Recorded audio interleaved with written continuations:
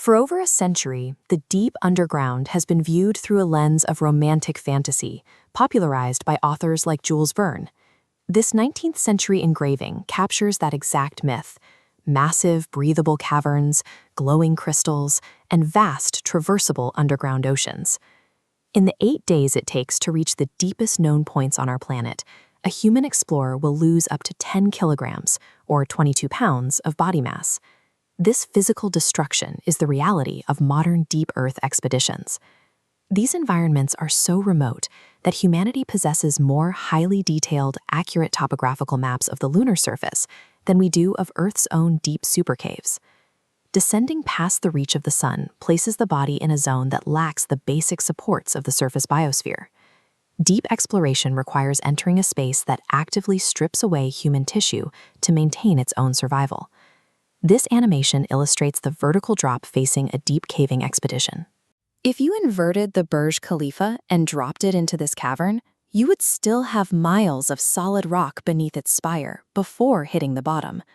Navigating this abyss requires a guide. For modern teams, that guide is often a ghost, legendary speleologist Gennady, whose archival footage mapped the exact choke points of this route. Gennady's route highlights a primary physical constraint of vertical speleology. Every single meter descended is a meter that must eventually be fought back against the full weight of gravity. Gennady's archival footage serves as a literal map for survival.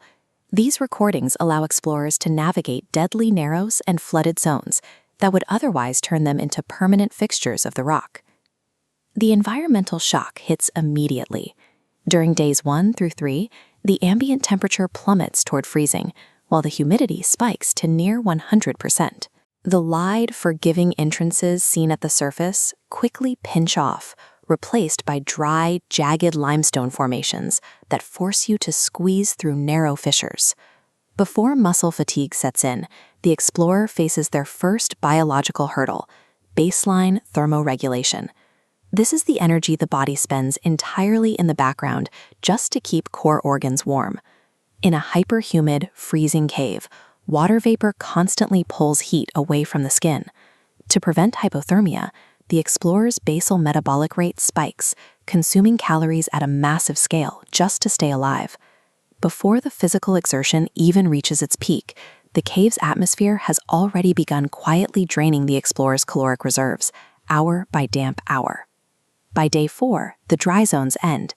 Gennady's archives warned of this transition: the introduction of freezing subterranean rivers at the deepest vertical drops, now at the biomechanical strain of rope work. The explorer is hauling their entire body weight, plus heavy waterlogged gear, up and down ropes for 12-hour continuous shifts. This chart highlights a mathematical crisis occurring inside the body.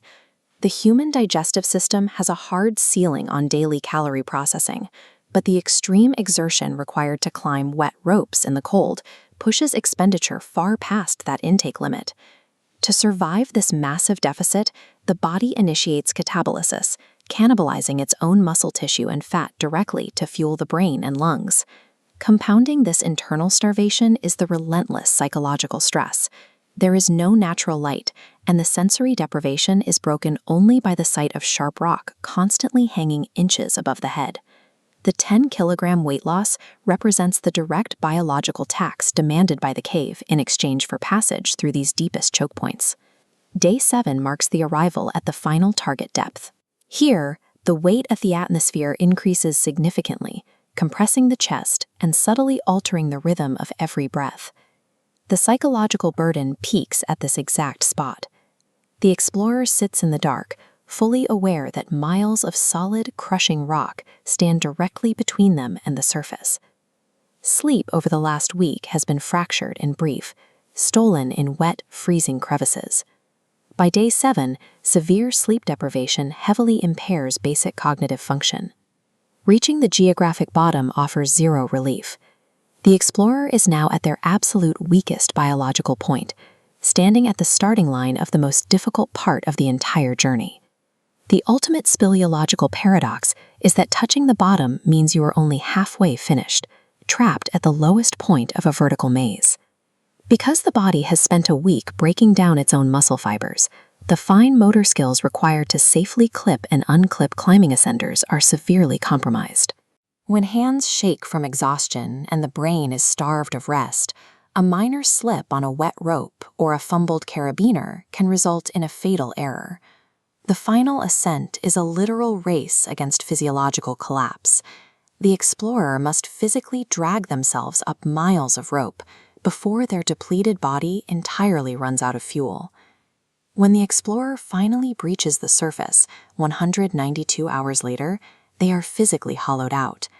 They are 10 kilograms lighter, with their biology heavily stressed by the ascent.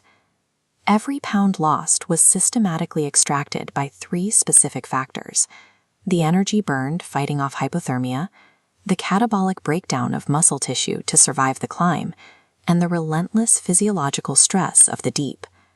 The center of the Earth represents an extreme biological frontier.